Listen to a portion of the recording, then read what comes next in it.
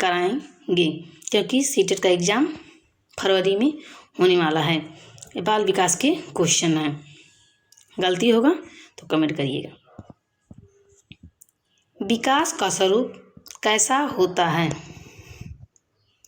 ए निरंतर, बी अस्थायी, सी अव्यवस्थित, डी आकस्मिक।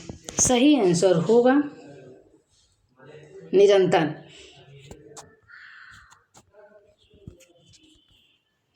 नंबर 3, बच्चों में विकास की प्रक्रिया कब से शुरू होती है?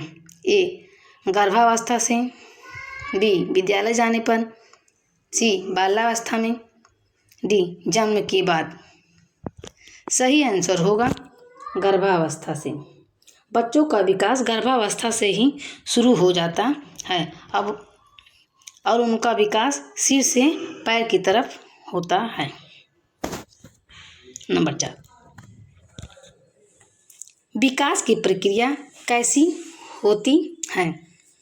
ए कभी ज़्यादा कभी कम, बी अव्यवस्थित क्रम में, सी रुक रुक के, डी निश्चित क्रम में। इसका सही आंसर होगा कि जो विकास की प्रक्रिया है वो निरंतर होती रहती है। नंबर 5, विकास की प्रक्रिया किस पर निर्भर करती है? ए आनुवंशिकता पे, बी पोषण पर, सी वातावरण पर, डी सभी पर। इसका आंसर होगा विकास की प्रक्रिया है वो तीनों पर निर्भर करता है, क्योंकि विकास के लिए आनुवंशिक गुण 50% होते हैं और वातावरण के और कुछ पोषक तत्वों के भी में विकास होता है। नंबर 6, एक बच्चा जो सभी चीज़ों को पढ़ लेता है किंतु लिख नहीं पाता, वह किस विकार से पीड़ित है? ए डिस्थीमिया, बी डिस्ग्राफिया, सी डिस्कैल्कुलिया, डी डिसलेक्सिया। इसका सही आंसर होगा वह डिस्ग्राफिया से पीड़ित है। जो बच्चे जोड़ घटा नहीं पाते वह डिस्कैल्कुलिया से पीड़ित होते हैं, और जो बच्चे पढ़ नहीं पाते वो डिसलेक्सिया से पीड़ित होते हैं। नंबर 7, बाल विकास में तूफानी अवस्था किस अवस्था को कहा जाता है? ए शैशवावस्था, बी किशोरावस्था, सी पूर्व शैशवावस्था, डी बाल्यावस्था।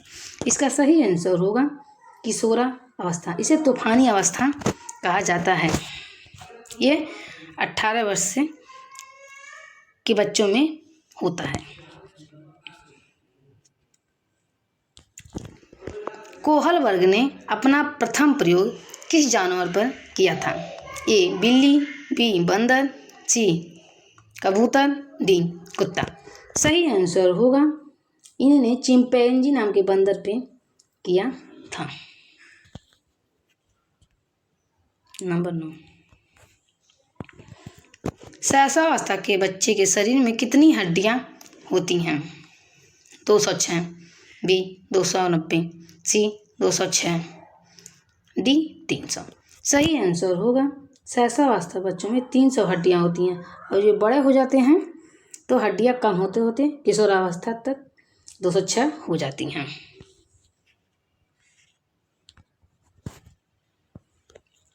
नंबर 10, बुद्धि का त्रिआयामी सिद्धांत किसके द्वारा प्रतिपादित किया गया? ए कोहल वर्ग, बी थॉमसन, सी गिलफर्ड, डी स्किनर। इसका सही आंसर होगा गिलफर्ड।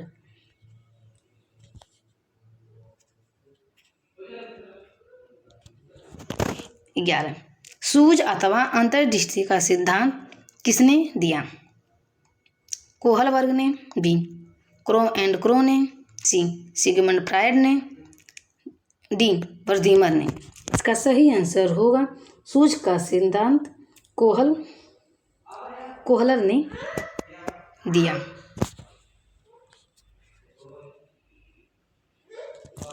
नंबर 12, सिगमंड फ्रायड किस सिद्धांत के लिए जाने जाते हैं? संज्ञानात्मक विकास के सिद्धांत के लिए, बी सामाजिक विकास के सिद्धांत के लिए, डी मनोलैंगिक विकास सिद्धांत के लिए, डी नैतिक विकास सिद्धांत के लिए। इसका सही आंसर होगा लैंगिक सिद्धांत के विकास के लिए। Gender number 13, gender schema theory किसने प्रतिपादित किया था? ए जीन पियाजे, बी अल्बर्ट बंडूरा, सी स्किनर, डी एस.एल. बेल। इसका सही आंसर होगा एस.एल. बेम ने जेंडर स्कीमा थ्योरी दिया। नंबर 14, प्रयास एवं भूल का सिद्धांत किस वैज्ञानिक ने दिया? ए थॉर्नडाइक, बी कोहलर, सी स्किनर, डी पावलोव। इसका सही आंसर होगा थॉर्नडाइक। इन्होंने अपना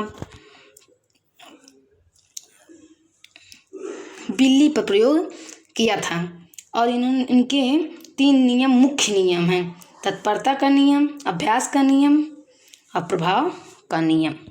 ये थॉर्नडाइक के नियम हैं।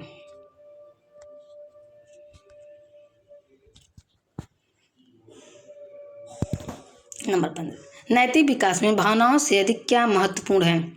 ए दंड, बी पुरस्कार, सी अनुकरण, डी तर्क। सही आंसर होगा तर्क।